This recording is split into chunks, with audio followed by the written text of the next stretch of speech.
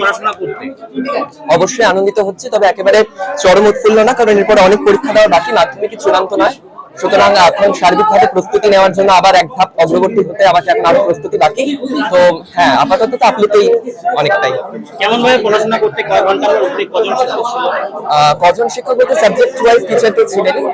তবে পড়াশোনার বিষয় হচ্ছে যে এরকম বাধা ধরা কিছু ছিল না যে এই সময় যাবতীয় পড়বো বা সেরকম কিছু, যখন ইচ্ছে হতে পড়তাম। আর এইভাবেই মাধ্যমিকটা করে গেছি, মানে আলাদা করে এরকম কোনো যে অ্যাটেনশন ছিল তার সেরকম না, অ্যাভারেজ পড়লেই হয়ে যায় আশা করি। আগামীতে কি ইচ্ছা রয়েছে?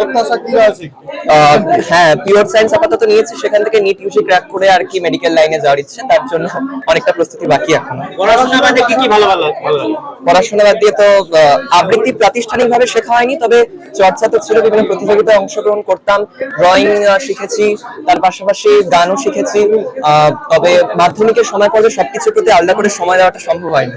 ক্রিকেট, ফুটবল কোনটা ভালো লাগে দেখতে? অ্যাকচুয়ালি স্পোর্টস এর প্রতি আমি অতটা ইন্টারেস্টেড না, বাবা ক্রিকেটটা দেখে না, তখনই দেখি সেরকম বিষয় আর কি। কোনো ফেভারিট প্লেয়ার, কোনো পছন্দের? হ্যাঁ, বিরাট কোহলি অবভিয়াসলি। আচ্ছা, এবার যারা মাধ্যমিক দিবে তাদের বার্তা দেবে, তাদের হ্যাঁ, অবশ্যই কনসেপ্ট বেস স্টাডি করতে হবে, এবং তার সাথে সাথে যা আমাদের টেক্সট বই আছে সেই টেক্সট বইটাকে কুটিয়ে কুটিয়ে পড়তে হবে, সহায়িকারও অবশ্যই সাহায্য নিতে হবে যেখানে প্রয়োজন। আর সবচেয়ে বড় কথা, একটা নিয়মতান্ত্রিক আর সময়ানুবর্তিতাকে বজায় রাখলে, আর যদি ডেডিকেশন আর কমিটমেন্ট থাকে তাহলে হয়ে যাবে মাধ্যমিক। হ্যাঁ, অবশ্যই সত্যজিৎ রায়, আজকে ওনার জন্মদিবস বটে, 2রা মে। নিট দিয়ে আর কি মেডিকেল লাইনে যাওয়ার ইচ্ছে। মাধ্যমিকের সময় পড়বে, মানে তার আগে প্রস্তুতির সময়। অ্যাকচুয়ালি গল্পের বইয়ের নেশাটা আমার একটু, মানে মা বাবা বলতো যে আমি একবার গল্পের বই পড়লে সেটাকে ছাড়তে চাইতাম না। তো মাধ্যমিকের সময় পড়তে গল্পের বইগুলো মা আলমারিতে বন্ধ করে রাখছিল যদিও বা, তবে গল্পের বই পড়তে আমার অবভিয়াসলি খুব ভালো লাগে, বিশেষত বিভিন্ন ডিটেকটিভ ধরনের গল্পগুলো, সত্যজিৎ রায় যার মধ্যে অন্যতম ফেলুদা সমগ্র,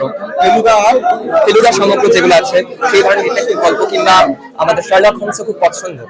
রাজ্য জুড়ে একটা শিক্ষাক্ষেত্রে একটা শিক্ষকদের চাকরি চলে গেছে, একটা সেই বিষয়টাকে কিভাবে দেখছেন?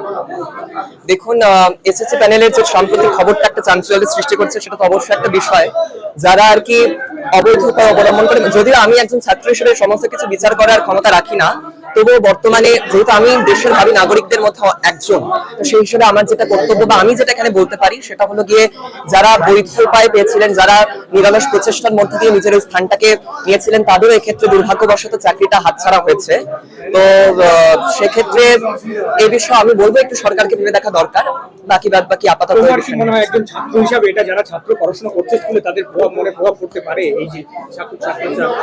এমন অনেক শিক্ষক রয়েছেন যারা এতদিন তাদের দীর্ঘ দিনের যে অভিজ্ঞতা তার মধ্যে দিয়ে ছাত্রদের খুব আন্তরিক হয়ে উঠেছিলেন, যদি তারা এখন চাকরি থেকে বাদ যান তাহলে সেক্ষেত্রে সে ছাত্রের উপর অবশ্যই প্রভাব পড়বে, এবং সেটা কতদূর গড়াবে সেটা তো আগামী সময় পর্বে বলে দেবে।